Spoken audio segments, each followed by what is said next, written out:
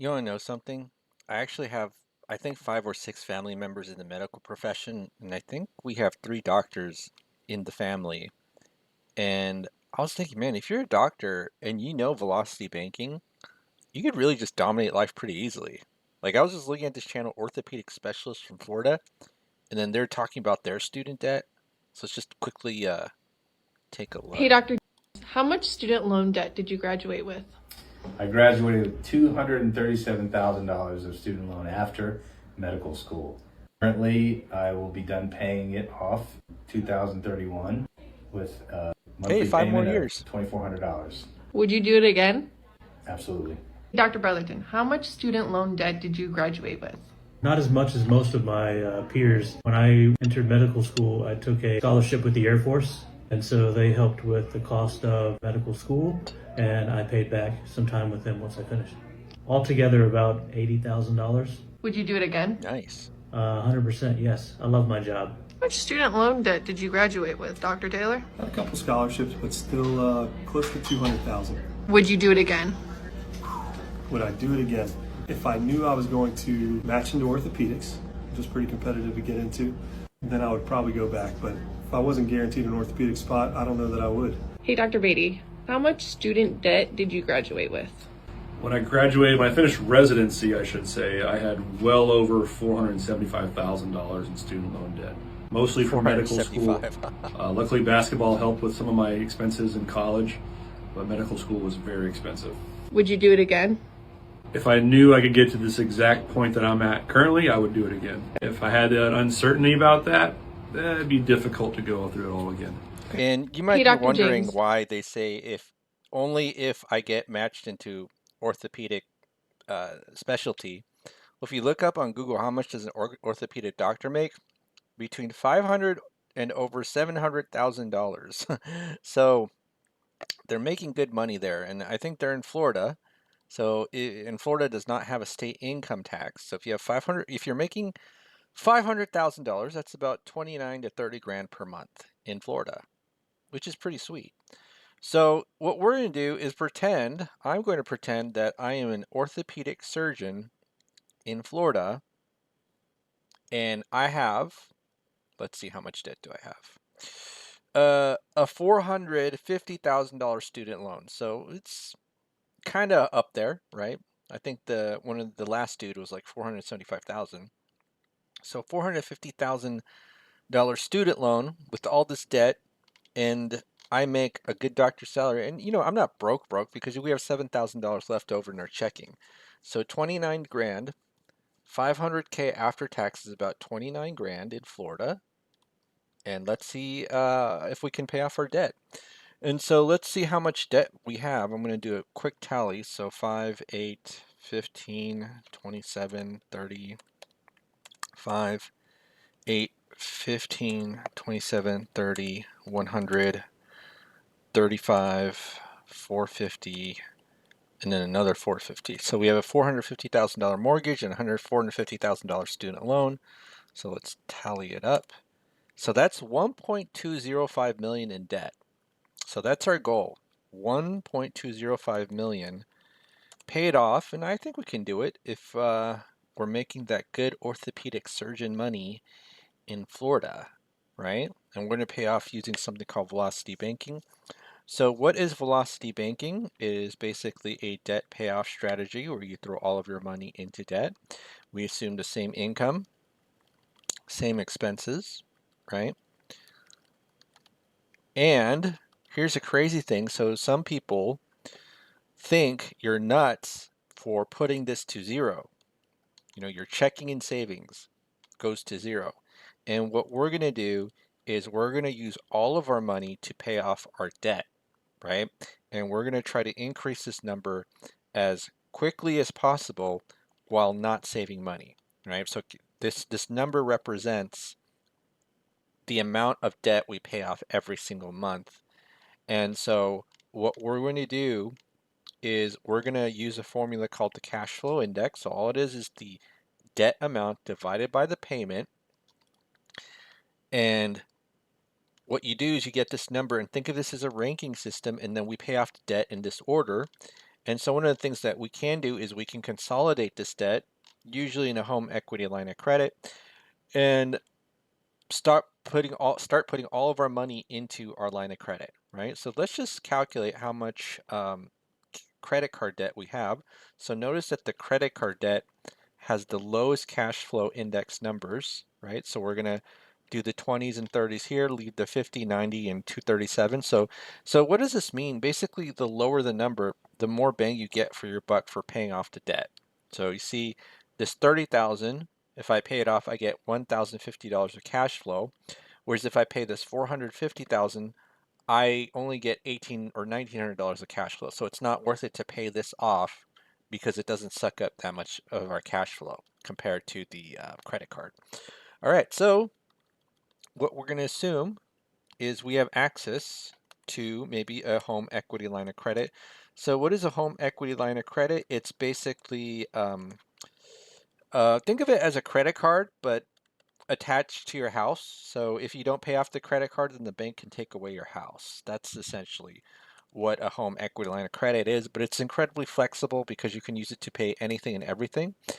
And so right now we have about $270,000 of credit card debt, $270,000. So let me just kind of make a note of that, $270,000 of credit card debt.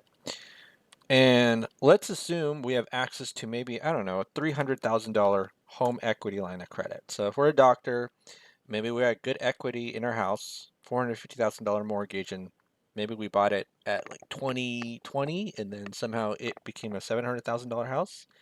And yeah, so hold on, how much was the credit card debt? I just completely forgot. 270. Okay, 270.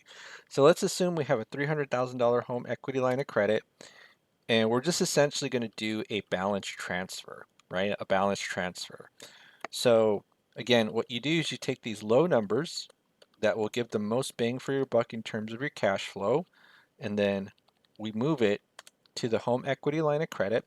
Now, if you're struggling with debt, and we're not necessarily struggling with debt, right? Because we have $7,000 a month left over. In the last video, I just did a penny left over, which is much more dramatic. And then some people, they don't even have a penny left over. They're negative. And if you're negative, then you can't last long, right? Probably have to declare bankruptcy or something like that if you're negative every single month. So, but here we're doing okay, right? We're doing okay. And what we're going to do is once we've moved that home equity or debt into the home equity line of credit, guess what happens here? Oh my goodness, these credit card payments go to zero. So that's 11 credit cards. One of them is 100,000, and actually this one's not correct. This one should be 25% interest rate. And guess what happens here? Whoa, we literally went from 7 grand to 16 grand. And then the final step is we put our entire paycheck into the line of credit, take our expenses out, and rinse and repeat over and over again.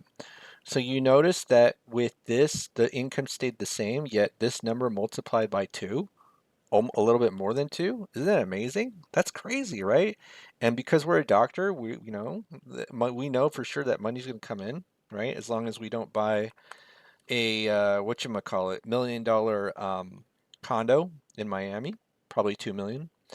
All right, so now what we're going to do is we're going to get the next month's balance, which is based on the previous month's balance, previous month's interest, minus whatever our cash flow number is at the time. So 16,477.96. And then how do we calculate the interest? It's based on the average daily balance divided by or multiplied by the interest rate, and then you divide that by 12 because the interest rate is quoted annually. So I'm going to go ahead and copy and paste this, right? And let's see how long it takes for us to pay off that debt. And then as you can see, it took us 18 months, so about a year and a half to pay off all of the credit card, $270,000 of credit card debt as an orthopedic surgeon, right? So pretty impressive, right? So that's, yeah, so $270,000.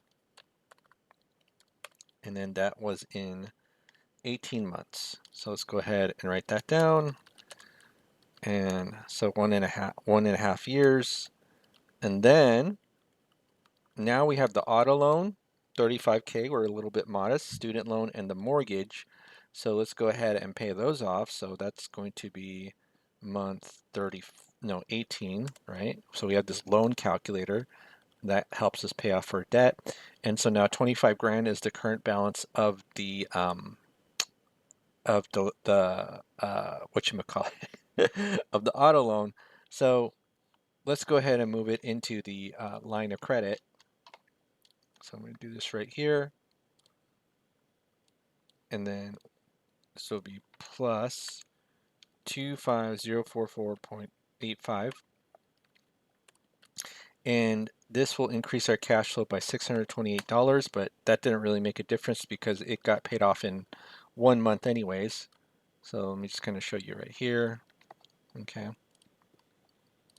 So now our cash flow is 17106.86, right?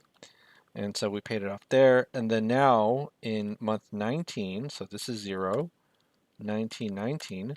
So now we got to pay off the student loan and the mortgage. So let's follow the cash flow index. You'll see right here that it's worth it to pay off the student loan first, because if we pay off this $395,000, we'll get $5,000 back in our cash flow. Whereas if we focus on the mortgage, we'll only get about a little bit less than $2,000 back in our cash flow, right?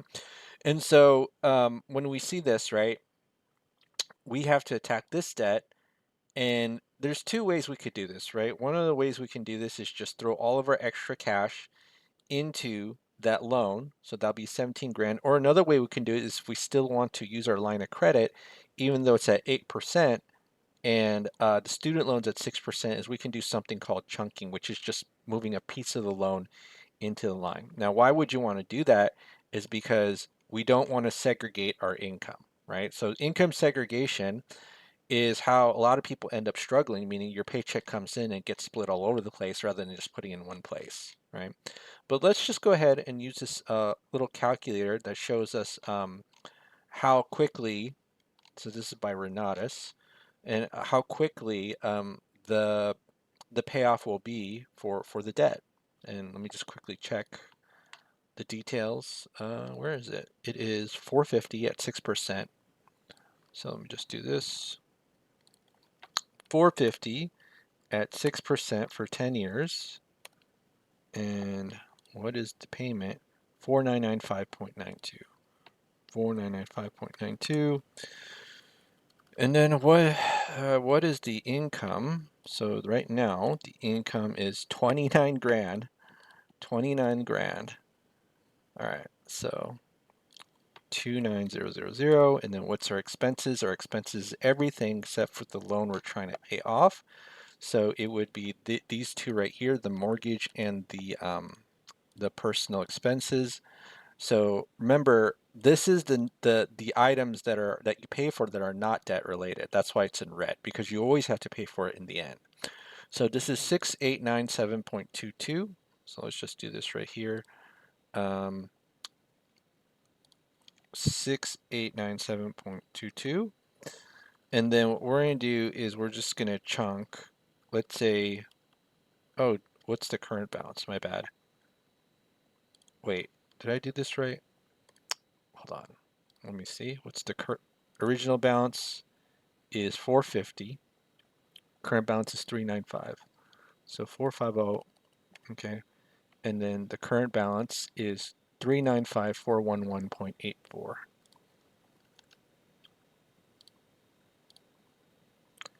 Okay, so now let's just do a chunk of $30,000. And you see that it gets paid off in 1.6 years. So now let's go ahead and pay this off in 1.6 years. So that would be 18 plus 1.6 times 12. And so that's about 38 months. And then that's 18. Oh, whoopsie, I screwed up. It should be here. Oh, well. So this one is 270 plus 35. So that's 305K. And then how many months? That's 20 months, right? So 305K. No, that's 19 months, isn't it? I don't know. I think when you're a doctor, you don't have to be that so strict. 1 month or two is not going to kill you. Anyway, all right, so 305, 19 months, and then we paid off the student loan, so this is now 0. So in 38 months, it's 705K, right? 705K. And then the mortgage, so let's go ahead and do the same thing. We're just going to chunk it. And this is very important when there's a very huge interest rate difference and this mortgage doesn't suck up a lot of your cash flow. So one of the things you might hear on the internet, it's like, just dump your entire mortgage into a line of credit. And I will say that is probably the easiest way to screw up velocity banking. But let me go ahead and go here. So 38 months. So just do 38. And then we just do the same thing over and over again. So this time we have a 30-year mortgage at 3%, 30 years. And then what's the payment? 1897.22. So 1897.22, 1897.22. And then now all we have to do is modify the expenses. So everything except for the loan we're trying to pay off. So that would just mean $5,000, right? So we're trying to pay off this loan. These are expenses. So now let me just kind of do this here, 5000. Bam, pay off a mortgage in 1.5 years. All right, so now this is going to be 0. And then let me just kind of see this here. So this is, 1.0. Now it's all 0. So now this is going to be 38 divided by 12 plus 1.5. So that's 4.67 years debt free, and that is a 1.2, I believe it was 1.205 million in debt. Yeah. And take a look at that right there, 1.205. So easy. And let's just look at the video one more time, right? To kind of get a sense of what it feels like to be an orthopedic surgeon. And even if you have $450,000 of debt, not a big deal, or at least in my mind, it's not a big deal. Let's just play one more time. How much student loan debt did you graduate with? I graduated with $237,000 of student loan after medical school. Currently, I will be done paying it off 2031 with a monthly payment of $2,400. Would you do it again? Absolutely. Dr. Yeah, and here's the funny thing. If you take a look at our spreadsheet, our student loan payment was almost $5,000. So it's half of what we were assuming. Brotherton, how much student loan debt did you graduate with? Not as much as most of my peers. When I entered medical school, I took a scholarship with the Air Force. And so they helped with the cost of medical school, and I paid back some time with them once I finished. Altogether, about $80,000. Nice. Would you do it again? 100%, yes. I love my job. How much student loan debt did you graduate with, Dr. Taylor? Had a couple scholarships, but still close to $200,000. Would you do it again? Would I do it again? If I knew I was going to match into orthopedics, Yep, orthopedics. pretty competitive to get into, then I would probably go back. But if I wasn't guaranteed an orthopedic spot, I don't know that I would. Hey, Dr. Beatty, how much student debt did you graduate with? When I graduated, when I finished residency, I should say, I had well over $475,000 in student loan debt, mostly from medical school. Luckily, basketball helped with some of my expenses in college, but medical school was very expensive. Would you do it again? If I knew I could get to this exact point that I'm at currently, I would do it again. If I had that uncertainty about that, it'd be difficult to go through it all again. Hey, Dr. All right. Well, that's it for today, folks. Korean Atlanta Mentorship. I'll have details about how you can join my cult a little later on. And who knows, maybe I might have a second channel dedicated towards orthopedic surgeons so they can join my cult.